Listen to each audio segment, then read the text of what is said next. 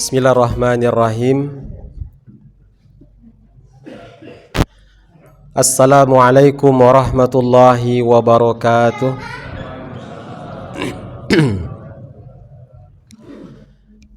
Alhamdulillahi rabbil alamin. Wabihi nasta'in wa nastahdihi. Wa na'udzu billahi min syururi anfusina wa min sayyiati a'malina. Man yahdihillahu fala mudhillalah wa man yudlilhu fala hadiyalah. Ashhadu an la ilaha illallah wahdahu la syarikalah wa ashhadu anna Muhammadan abduhu wa rasuluh la nabiyya wa la rasula ba'dah. Amma ba'du. Allahumma inna nas'aluka ilman nafi'ah wa rizqan tayyiba wa amalan mutaqabbala. Amin ya rabbal alamin. Alhamdulillah wa syukrulillah. Marilah kita senantiasa bersyukur dengan memuji Allah Subhanahu wa taala. Allah Jalla Jalaluh adalah zat yang berhak untuk kita puji. Sampai hari ke-23 kita masih diberikan kesehatan, masih diberikan kemudahan untuk beribadah. Semoga apa saja ibadah yang kita lakukan di Ramadan ini diterima Allah Subhanahu wa taala. Amin ya rabbal alamin. Salawat dan salam semoga tetap tercurah limpahkan kepada junjungan alam Rasulullah Nabi Muhammad sallallahu alaihi wasallam beserta keluarganya, sahabatnya, dan siapa saja yang istiqomah mengikuti tuntunan beliau sampai yaumil qiyamah. Hadirin jamaah salat subuh rahimani wa rahimakumullah. Tidak terasa Ramadan ternyata sudah memasuki hari 23. Waktu begitu cepat berlalu. Kita berada di sepertiga akhir dari Ramadan. Kalau Ramadan itu dibagi waktunya, sepertiga pertama sudah lewat, sepertiga kedua juga sudah lewat. Sekarang kita berada di sepertiga akhir sebagai penentunya. Kalau diibaratkan dalam sebuah kompetisi, kita lagi berada di babak final, penentu siapa yang akan jadi pemenangnya. Mudah-mudahan kita semua yang hadir di sini termasuk pemenangnya. Amin ya rabbal alamin. Dan itu terlihat di mana-mana jamaah rahimakumullah. Masjid kembali dihadiri oleh orang-orang yang memang biasa ke masjid. Kalau di awal-awal Ramadan mungkin banyak sekali bertambah jamaahnya. Semangat luar biasa di pekan pertama. Pekan kedua berkurang. Pekan ketiga semakin berkurang lagi. Akhirnya kita ketemu dengan orang-orang itu lagi. Mudah-mudahan kita diistiqomahkan oleh Allah Subhanahu wa taala dalam ibadah. Amin ya rabbal alamin. Sebagai penentu keberhasilan seseorang di Ramadan ini terletak di bagian 10 akhir Ramadan. Karena di dalamnya terdapat Lailatul Qadar. Lailatul Qadar yang artinya malam kemuliaan. Ada juga yang menafsirkan Lailatul Qadar itu adalah malam penentuan nasib. Nasib kita baik atau tidak ditentukan. Itulah Lailatul Qadar. Dan nilai ibadah pada saat terjadinya Lailatul Qadar itu lebih baik dari ibadah yang dilakukan oleh seorang hamba selama 83 tahun 4 bulan kurang lebih. Kalau bahasa Al-Qur'annya lebih baik daripada 1000 bulan. khairun min alfi syahr, lebih baik daripada 1000 bulan. Ambil contoh yang ringan saja. Ketika kita sedang beristighfar, melafalkan kalimat astaghfirullah, astaghfirullah, lalu saat itu terjadi Lailatul Qadar, maka nilai istighfar yang kita ucapkan saat itu lebih baik daripada orang-orang yang beristighfar selama 83 tahun 4 bulan non-stop.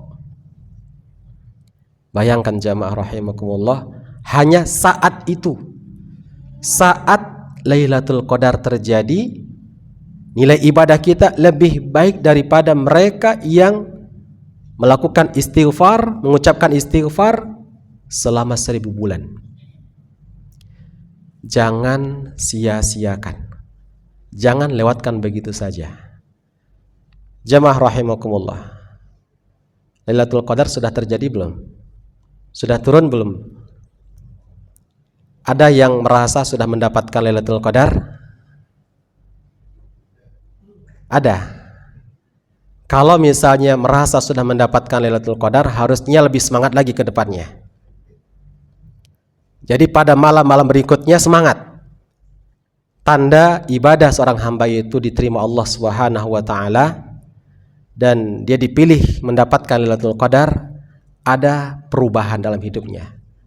Punya semangat untuk ibadah lebih baik lagi.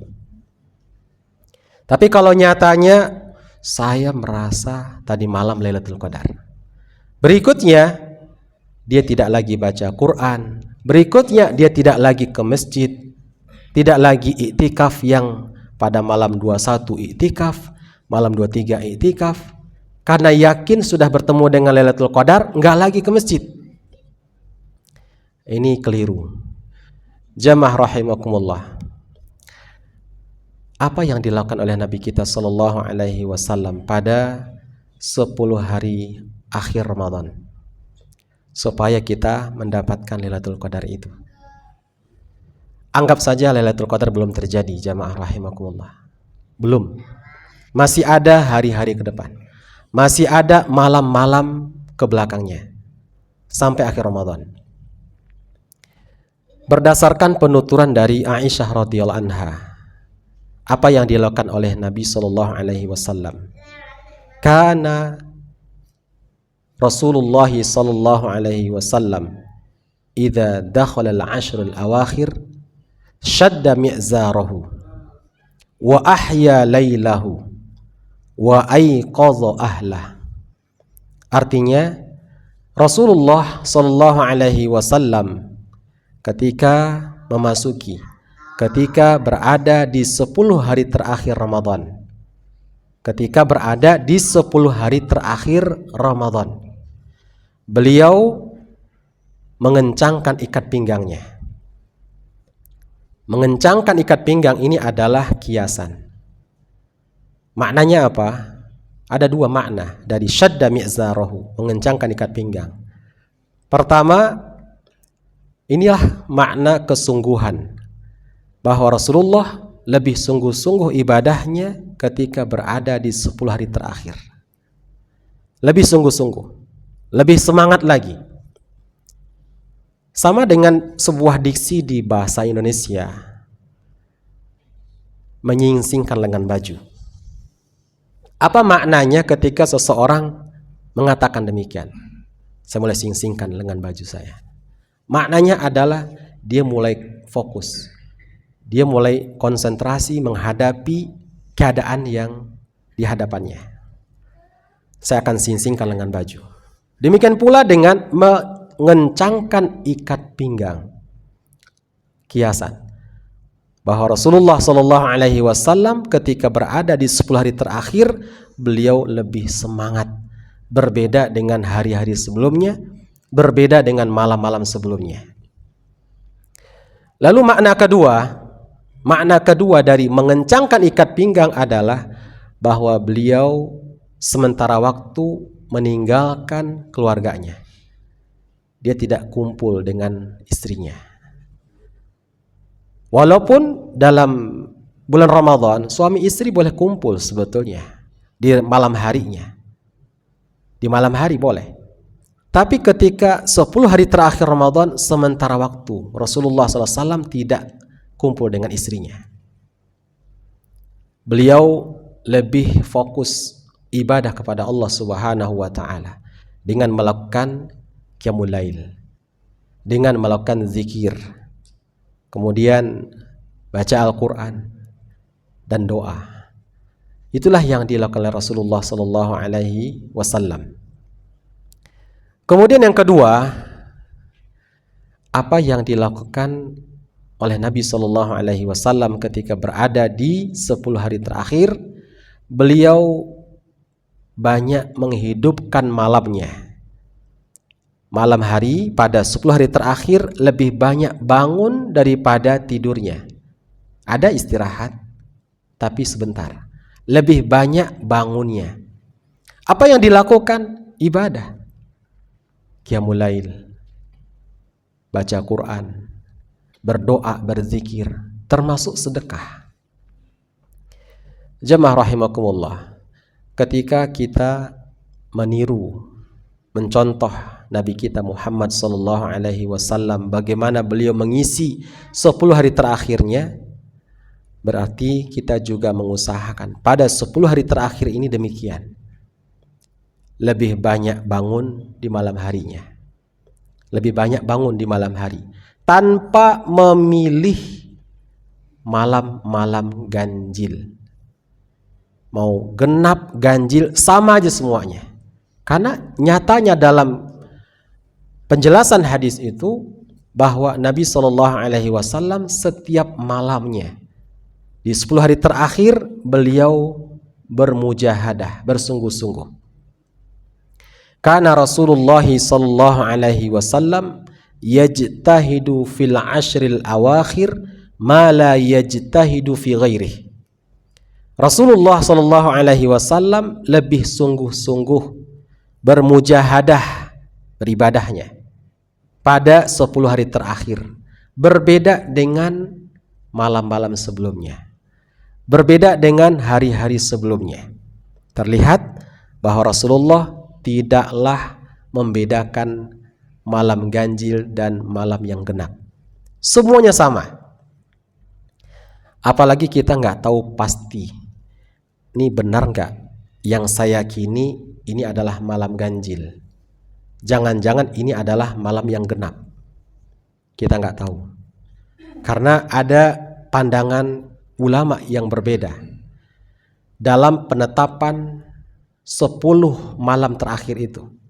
Mulai kapan?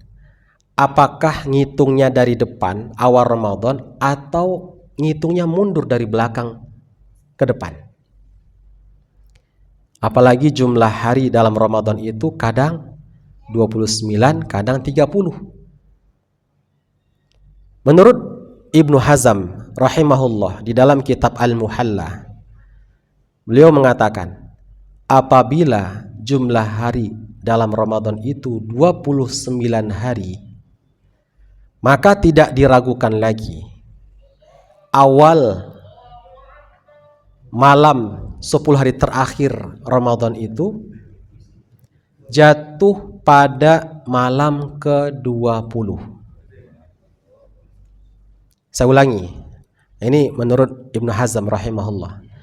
Apabila jumlah hari Ramadan itu 29 hari, maka awal 10 hari pertama, 10 hari akhir Ramadan itu jatuh pada malam ke-20. Mundur. Itu mundur. Itulah malam ganjilnya. Dan disitulah terjadinya Lailatul Qadar. Berarti kalau hitung mundur 20, 22, 24, 26, 28. Itu kalau jumlah harinya 29. Namun apabila jumlah hari di Ramadan itu 30 hari, tidak diragukan juga bahwa awal 10 akhir Ramadan itu jatuh pada malam ke-21. Itulah malam ganjilnya. Dan disitulah terjadinya Lailatul Qadar. 21, 23, 25, 27, 29. Kita yakin Ramadan tahun ini berapa jumlah harinya? Berapa? 29 atau 30? 30. Alhamdulillah. Kalau memang 30 berarti pas pilihan kita. Kita mengatakan tadi malam kan ganjil. Malam 23. Tapi biasanya sidang isbat. Pemerintah mengadakan sidang isbat sehari sebelumnya. Berarti tanggal 29 insyaallah. Pemerintah melakukan sidang isbat. Kalau misalnya sudah ada yang melihat hilalnya, mungkin juga diputuskan besok Idul Fitrinya. Berarti cuma 29 hari. Kalau seandainya itu yang diputuskan, berarti kita salah dalam menetapkan ganjilnya. Kira-kira mana yang aman? Pakai mazhab sapu bersih semuanya. Jangan ada malam ganjil, hanya ganjil saja. Kenapa kita abaikan? Karena kita nggak tahu gaspol ya, gaspol. Jadi semuanya, setiap malam akhir dari 10 hari terakhir itu kita semangat ibadahnya. Nggak peduli, ini malam genap, ganjil, semuanya kita maksimalkan. Jamaah yang dimuliakan Allah Subhanahu wa taala. Itulah penuturan dari istri beliau Aisyah radhiyallahu anha bahwa Rasulullah sallallahu alaihi wasallam ketika berada di 10 hari terakhir Ramadan, beliau bermujahadah sungguh-sungguh. Dari kalimat itu saja dapat difahami bahwa beliau tidaklah membeda-bedakan malamnya. Semuanya sama. Diisi dengan ibadah kepada Allah Subhanahu wa taala. Jamaah salat subuh rahimakumullah. Amalan ketiga yang dilakukan oleh Nabi sallallahu alaihi wasallam yaitu aiqadha ahlah. Beliau membangunkan keluarganya. Sudah diingatkan. Ini malam-malam terakhir. Malam-malam terakhir Ramadan. Dibangunkan. Dan ini sebagai contoh buat kita. Sebagai kepala keluarga, sebagai orang yang dikasih amanah oleh Allah Subhanahu wa taala. Ada istri, ada anak. Ajak mereka untuk ibadah kepada Allah Subhanahu wa taala. Jangan masuk surga sendirian.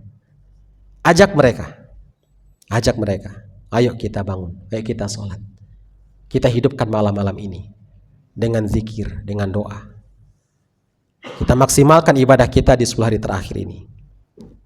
Itulah contoh. Bagaimana kita sampai hari ini? Apakah sudah kita jalankan amanah itu? Atau kita hanya peduli dengan diri kita sendiri? Ke masjid sendirian, nggak peduli di rumah. Mereka mau sholat di awal waktu atau tidak?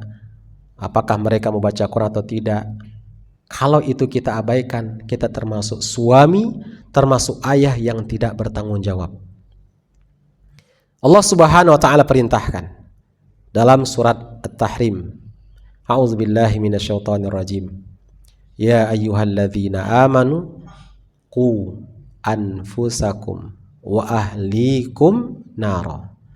Wahai orang-orang yang beriman, jagalah dirimu dan jagalah keluargamu dari siksa api neraka.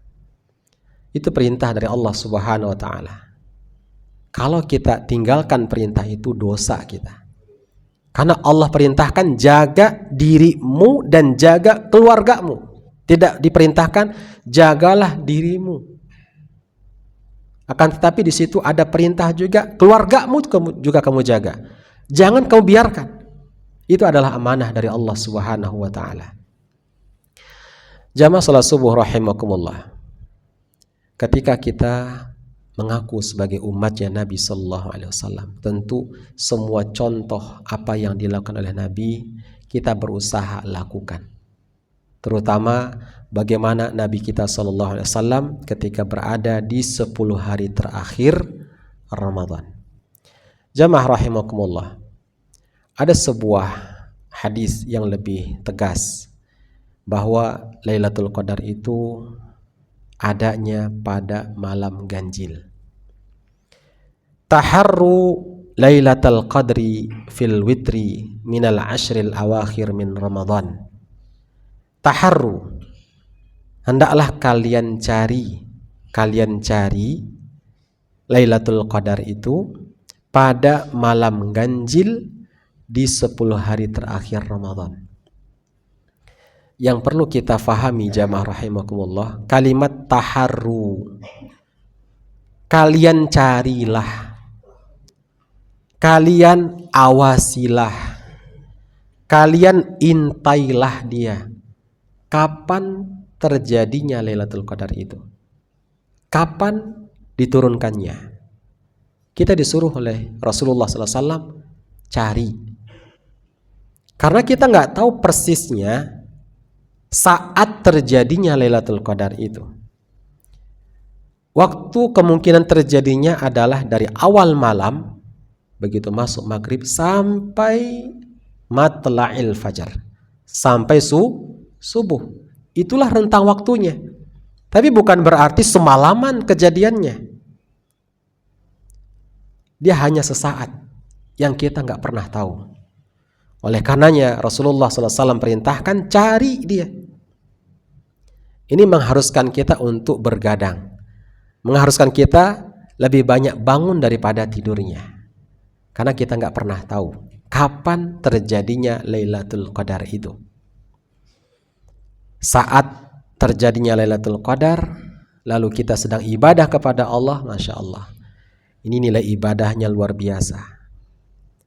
Memang umurnya umat Nabi Muhammad SAW itu pendek-pendek, singkat-singkat, antara 60 sampai 70 tahun, dan sedikit dari mereka yang melebihi 70 tahun.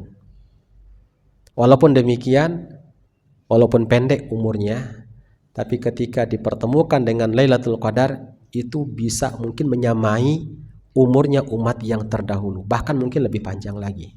Kenapa? Karena bertemu dengan Lailatul Qadar.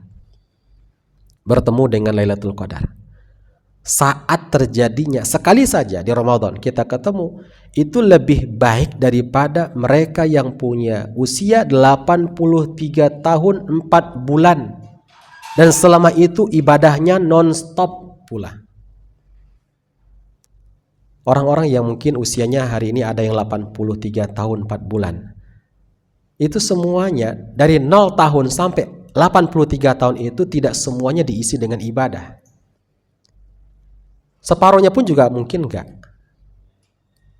Hanya sebagian dari usianya. Nah, ini kita dikasih kesempatan oleh Allah Subhanahu wa taala. Maka itu yang kita cari. Cari Lailatul Qadar itu. Yang waktunya kita tidak pernah tahu. Makanya kita maksimalkan ibadah pada 10 hari terakhir Ramadan. Jamaah rahimakumullah, kita harus bersungguh-sungguh, bermujahadah ke depannya. Masih ada waktu, hari ke-24, malam 24, malam 25, 26, 27, 28, dan akhirnya. Terus kita maksimalkan. Pada akhir-akhir ini kita harus paksakan diri kita untuk menjaga sholat fardu, terutama yang dikerjakan di waktu malamnya. Sholat fardu di malam hari, sholat maghrib termasuk isya dan subuh. Paksakan diri kita, terutama sholat isyanya dan subuhnya. Berdasarkan hadis Nabi SAW, man shallal isya fi jamaah faka'annama qama nisfal lail, wa man shallal al-fajr fi jamaah faka'annama shallal laila kullah. Yang artinya, ini hadis Nabi SAW, barang siapa yang sholat isya-nya berjamaah, ini di hari-hari biasa jamaah, di hari-hari biasa, apalagi kalau dilakukan di dalam bulan Ramadan. Barang siapa yang sholat isya-nya berjamaah di masjid atau di musola, maka dia diberikan pahala seperti orang yang melakukan ibadah sholat malam selama setengah malam, separuhnya malam diisi dengan ibadah qiyamul lail. Inilah keutamaan dari sholat isya berjamaah. Barang siapa yang melakukan sholat isya-nya berjamaah, dia diberikan pahala sebagaimana pahala orang yang sholat malam setengah malamnya. Keutamaan dari sholat isya berjamaah. Dan ini sangat sulit bagi orang-orang yang munafik, yang hatinya berpenyakit. Begitu juga yang perlu kita jaga adalah sholat fardunya sholat subuh berjamaah. Ini lebih hebat lagi keutamaannya. Barang siapa yang sholat subuhnya berjamaah, maka diberikan pahala seperti orang yang melakukan qiyamul lail, sholat malam selama satu malam suntuk, semalaman. Lebih hebat lagi. Kalau sholat isya separohnya, sholat subuh semalaman. Kalau mungkin gak bisa kita bangun di malam hari, di akhir-akhir malam ini, paksakan diri kita minimal sholat isya-nya berjamaah dan sholat subuhnya berjamaah. Kita diberikan pahala seperti orang yang melakukan sholat malam semalaman, subuh berjamaah. Lalu apalagi yang kita lakukan? Ini dalam rangka menjemput, menggapai, mencari Lailatul Qadar. Tambah dengan sholat sunnah di malam hari, sholat tarawihnya, qiyamul lail di Ramadan. Paksakan diri kita. Habis sholat isya berjamaah di masjid atau di musola, ikuti sholat tarawih yang dipimpin oleh seorang imam sampai selesai. Maknanya apa? Sampai dilakukannya sholat witir. Kita jangan pulang dulu sebelum witir dilakukan. Walaupun kita bermaksud nantinya, wah saya kan nanti malam mau bangun lagi sholat tahajud, jadi gak perlu pakai witir. Rugi kita, rugi kalau sekiranya pulang sebelum witir. Berdasarkan hadis Nabi SAW, man qama ma'al imam hatta yansarifa kutiba lahu qiyamul lailah. Barang siapa yang berdiri bersama imam salat malam di Ramadan, namanya tarawih. Barang siapa yang salat tarawih bersama imam sampai selesainya salat malam yang dibimbing oleh imam itu ditandai dengan witir, sampai witir. Siapa saja yang sholat tarawihnya sampai selesai bersama imam, maka dicatat baginya pahala sholat malam semalaman.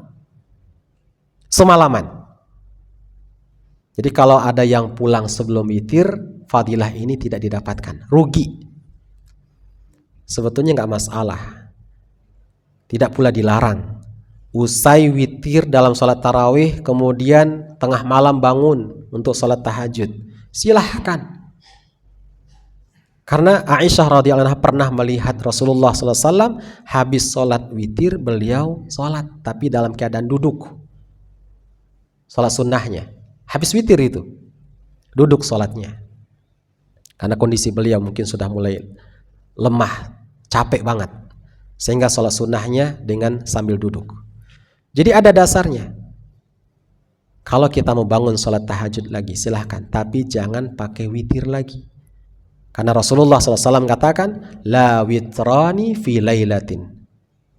Witir itu hanya sekali dalam satu malam. Jadi tidak dilakukan dua kali. Kalau sudah dilakukan sekali di depan, maka nantinya tidak perlu pakai witir lagi. Lakukan tambahan 2. Ini yang kita lakukan pada akhir-akhir dari Ramadan ini. paksakan sholat fardunya berjamaah, terutama Isya dan subuh. Kenapa dua ini yang ditekankan? Karena kita mencari Lailatul Qadar. Lailatul Qadar adanya di waktu malam. Sholat tarawih paksakan, ikut bersama imam sampai selesai. Ditambah lagi dengan tilawatul Qur'annya. Ini langkah-langkah yang bisa kita ikuti. Semoga dipertemukan dengan Lailatul Qadar. Baca Al-Quran. Minimal kita baca Quran dalam semalam itu jumlah ayatnya 100 ayat. Minimal 100 ayat. Berdasarkan hadis Nabi SAW yang terjemahnya begini. Barang siapa yang baca ayat Quran 100 ayat dalam satu malam, maka dicatat baginya ibadah sholat malam semalaman. Siapa yang baca 100 ayat dalam satu malam. Dan tentunya pemahamannya tidak mesti dalam satu malam itu sekali duduk 100 ayat. Mungkin bisa dibagi. Barangkali dia nggak kuat langsung sekaligus 100 ayat. Pertama dia baca 50 ayat. Istirahat dulu. Terus nanti disambung lagi. Lanjutannya. Mampu 50 ayat lagi. Alhamdulillah. Minimal. Itu minimal. Kalau bisa lebih. Siapa yang baca ayat Quran minimal 100 ayat, maka dicatat baginya mendapatkan pahala qiyamul lail, ibadah salat malam semalam suntuk juga. Ini banyak sekali motivasi-motivasi dari Nabi SAW apa yang mesti kita lakukan untuk mendapatkan Lailatul Qadar itu. Tinggal kita mau nggak, gitu kan? Kita mau nggak untuk melakukannya? Setelah kita paham ini, ya hendaknya kita paksakan diri kita, paksakan. Karena belum tentu kita dipertemukan lagi dengan Ramadan tahun depan. Jangan pernah berpikir, wah saya kan masih muda, saya kan masih kuat, masih sehat, insya Allah tahun depan masih ketemu. Nggak ketemu sekarang Lailatul Qadarnya, tahun depan masih ada kok. Jangan pernah berpikir seperti itu. Karena usia itu perkara yang dirahasiakan oleh Allah Subhanahu wa taala. Baik jamaah salat subuh rahimakumullah. Selain baca Al-Quran, apalagi yang kita lakukan? Sebelum menikmati sahur misalnya, kita bangun jam 2:30, jam 3. Isi dengan berdoa, berzikir kepada Allah Subhanahu wa taala. Itu waktu terbaik untuk berdoa. Kenapa? Karena Allah Subhanahu wa taala turun ke langit dunia pada sepertiga akhir malam. Disebutkan dalam hadis Nabi, yanzilu rabbuna tabaraka wa ta'ala fi sulusai lail akhir. Allah Subhanahu wa taala turun ke langit dunia pada sepertiga akhir malam. Dan pada waktu itu Allah Subhanahu wa taala berfirman. Seakan-akan kalau kita membahasakan, Allah mencari, ada enggak di waktu ini yang berdoa kepadaku? Doanya aku kabulkan. Ada enggak di waktu ini hambaku yang meminta? Aku kasih permintaannya. Ini waktu yang terbaik untuk berdoa. Sebelum kita berdoa dan berzikir, isi dulu dengan salat sunnah tambahan. Berikutnya kita berdoa. Maksimalkan doa. Yang selama ini doa-doa kita sepertinya belum terkabul. Banyak sekali hajat kita yang belum diberikan oleh Allah. Itulah waktunya. Berdoa, maksimalkan doa di waktu itu. Kemudian baru dilanjutkan dengan sahur. Berikutnya lagi adalah sholat subuh berjamaah. Inilah cara kita untuk mendapatkan Lailatul Qadar. Tinggal bagaimana niat kita, tekad kita. Biasanya kalau orang sudah punya niat dan tekad yang kuat, dimudahkan oleh Allah Subhanahu wa taala. Baik. Jamaah salat subuh rahimakumullah. Ini sebagai pengantar. Saya senang setiap kali kajian itu ada yang bertanya, tanya jawab, supaya mengakar apa materi yang sudah disampaikan tadi. Saya buka waktu, saya kasih waktu kepada jamaah untuk bertanya. Silakan. Iya Pak. Waalaikumsalam warahmatullahi wabarakatuh. Bagaimana halnya dengan orang yang melakukan ibadah tanpa termotivasi dengan credit point atau pahala, tapi dia kayaknya mengabaikan namanya pahala-pahala itu. Ini bagaimana halnya dengan orang yang ahli ibadah tapi mengabaikan pahala-pahala itu? Ya, baik. Khawatir orang yang melakukan ibadah itu dia terjebak dalam satu kebiasaan. Orang yang punya kebiasaan jika tidak diawali dengan niat dan pengharapan pahala, maka ibadahnya yang dilakukannya itu bisa jadi tidak bernilai. Jadi harus diawali dengan niatan, kemudian ada ihtisaban, pengharapan pahala dari Allah Subhanahu wa taala. Khawatir orang-orang yang punya kebiasaan. Saya ambil contoh. Kita, di antara kita yang tinggal berdampingan dengan masjid. Setiap dengar azan otomatis ambil peci, pakai sarung, langsung ke masjid. Tidak ada niatan, wah ini sudah waktunya. Dan saya mengharapkan ridho Allah, mendapatkan apa yang ada di sisinya. Nggak ada pengharapan itu, hanya refleks, spontanitas. Begitu dengar azan, ambil peci, pakai sarung, ke masjid. Ini kebiasaan. Hati-hati, terjebak dalam satu kebiasaan. Jadi setiap ibadah yang kita lakukan harus diawali dengan niat yang ikhlas karena Allah, kemudian ihtisaban, mengharapkan pahala, mengharapkan ridhonya. Sambil contoh hadis Nabi, man soma ramadhana imanan wahtisaban ghufira lahu ma taqaddama min dzanbih. Yang artinya barang siapa yang berpuasa di Ramadan dengan imannya. Iman, berpuasa dengan iman artinya dia yakin ini adalah perintah dalam agama, Allah Subhanahu wa taala yang perintahkan, dan dia juga tahu, dia imani bahwa siapa yang mengabaikan perintah ini, yang tidak berpuasa akan mendapatkan sanksi dari Allah Subhanahu wa taala. Barang siapa yang melakukan puasa dengan iman, wahtisaban, dan mengharapkan pahala. Ada yang diharapkan dari Allah Subhanahu wa taala agar amalnya diterima, agar diberikan rahmatnya, agar diberikan pahalanya, dan apa saja yang di sisinya. Termasuk yang kita harapkan adalah jadi ahli surga. Siapa yang berpuasa dengan iman dan ihtisaban, ghufira lahu ma taqaddama min dzanbi. Niscaya orang itu akan diampuni dosa-dosa yang lalunya. Jadi maghfirah, pengampunan dosa akan diberikan oleh Allah kepada hamba yang puasa jika dia berpuasa dengan iman dan mengharapkan pahala.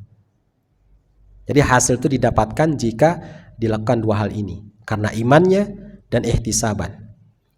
Begitu pula dengan qiyamul lail. Man qama ramadhana imanan wahtisaban ghufira lahu ma taqaddama min dzanbi. Barang siapa yang menghidupkan malam Ramadannya dengan imannya dan ihtisaban, mengharapkan pahala dari Allah Subhanahu wa taala, niscaya diampuni dosa-dosa yang lalunya. Jadi ada hasil. Hasilnya itu didapat ketika dilakukan karena iman dan ihtisaban. Wallahu a'lam bishawab. Begitu, Pak. Karena ini kalau menelusuri ahli tasawuf, Ya, seperti Robi'ah Al-Adawiyah, al-adawiyah. itu dia beribadah tanpa mengharapkan pahala, tetapi dia berharap bahwa Allah meridhoinya, walaupun nanti dia akan masuk neraka. Sebetulnya di situ sudah ada pengharapan, ridhonya tadi, ya kan? Dia sudah mengharapkan itu secara nggak langsung. Dia sudah mengharapkan itu sebetulnya. Karena mereka yang beramal, beribadah kepada Allah Subhanahu wa taala tidak ada pengharapan, tidak ada mengharapkan ridho Allah, tidak ada rasa takutnya kalau amal itu ditolak, nggak ada rasa takut. Ini orang-orang yang rugi sebetulnya. Jadi beramal, beribadah itu hendaklah didasari dengan keimanan dan ihtisaban, kemudian ada rasa takut. Jamaah rahimakumullah, karena di Ramadan ini kita banyak beramal, banyak beribadah. Hendaklah kita bangun rasa takut itu. Takut kalau amal saya ini nggak diterima Allah. Dalam surah Al-Mu'minun ayat 60-61, Allah Subhanahu wa taala berfirman, A'udzubillahi minasyaitonirrajim. Walladzina yu'tuna ma ataw wa qulubuhum wajilah annahum ila rabbihim raji'un. Ulaika yusari'una fil khairat wa hum laha sabiqun. Yang artinya, dan mereka yang melakukan apa yang telah mereka lakukan, hati mereka ada rasa takut. Ada rasa takut. Kenapa ada rasa takut dalam hati mereka? Karena sesungguhnya mereka nanti akan kembali kepada Allah. Karena akan kembali kepada Allah. Oleh karenanya mereka bersegera, bercepat-cepat untuk melakukan kebaikan. Ini orang-orang yang punya rasa takut. Ketika ayat ini turun, surah Al-Mu'minun ayat 60-61, Aisyah radhiyallahu anha bertanya kepada Rasulullah SAW, Ya Rasulullah, apakah yang dimaksud dengan ayat ini? Mereka yang punya rasa takut itu mereka yang dulunya ahli maksiat, mereka yang minum khamar, mereka yang berzina, mereka yang mencuri. Sekarang tidak lagi, karena mendapat hidayah kemudian dia bertaubat. Apakah mereka ini yang dimaksudkan ya Rasulullah? Karena dulu pernah berbuat maksiat, sekarang dia mendapatkan hidayah, taubat. Rasa takut itu menghantuinya. Jangan-jangan nanti di akhirat dia disiksa sebab dosa itu.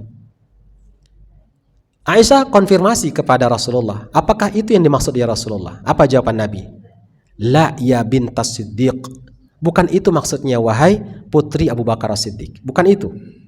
Lalu maksudnya apa?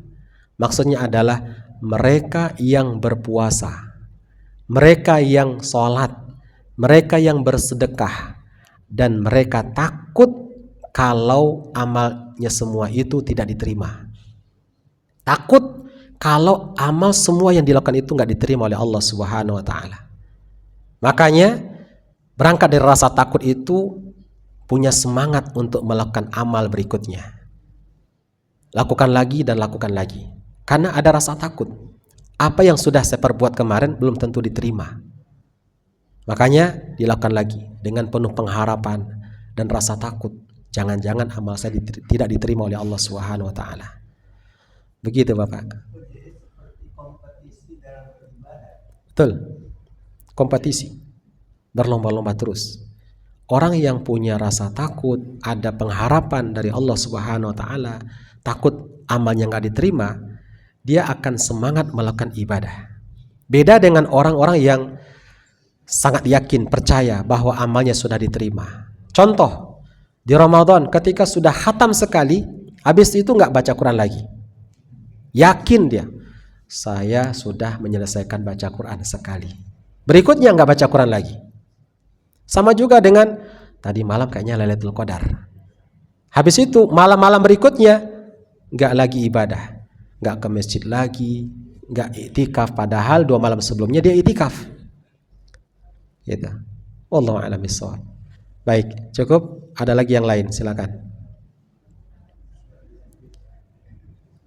Semoga bisa difahami. Cukup ya. Mudah-mudahan bermanfaat apa yang sudah disampaikan. Semoga amal ibadah puasa kita. Oh ya, ada pertanyaan dari Ibu. Silakan Bu.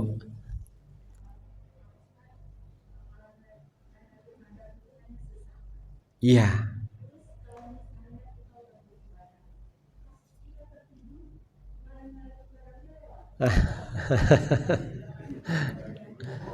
Iya. Iya. Di sini kita harus berjuang. Ibu-ibu, bapak semua rahimakumullah, berjuang. Ketika kita berniat berencana untuk mencari Lailatul Qadar, lebih banyak bangun. Lalu ketika tertidur kita sudah berniat untuk mendapatkan Lailatul Qadar. Insya Allah dengan niatan kita itu Allah akan berikan pahalanya. Allah akan berikan kesempatan itu insya Allah. Apalagi kita tertidurnya, ibu contohnya, pas lagi baca Quran, terlelap, gitu kan, terjadi Lailatul Qadarnya, masya Allah, insya Allah mendapatkan apa yang sudah diniatkan. Jadi apa yang diniatkan oleh seorang hamba, Allah akan berikan itu. Walaupun terhalang karena sesuatu, contohnya karena ketiduran, karena uzur sakitnya, atau karena safarnya, sehingga dia terhalang untuk melakukan apa yang sudah biasa dilakukan. Gitu, Bu. Dan ini juga kita harus sadar, ketika pas lagi malas muncul, datang menghampiri kita harus paksakan, jangan-jangan ini waktunya akan datang. Ketika ngantuk berat mulai datang, jangan-jangan sebentar lagi Lailatul Qadar akan datang. Itu harus dilawan. Bermujahadah, bersungguh-sungguh. Baik, gitu ya, Bu. Alhamdulillah. Insyaallah cukup. Mari kita tutup kajian ini dengan baca doa kafaratul majlis. Subhanaka Allahumma wa bihamdika asyhadu an la ilaha illa anta astaghfiruka wa atubu ilaik. Wassalamualaikum warahmatullahi wabarakatuh.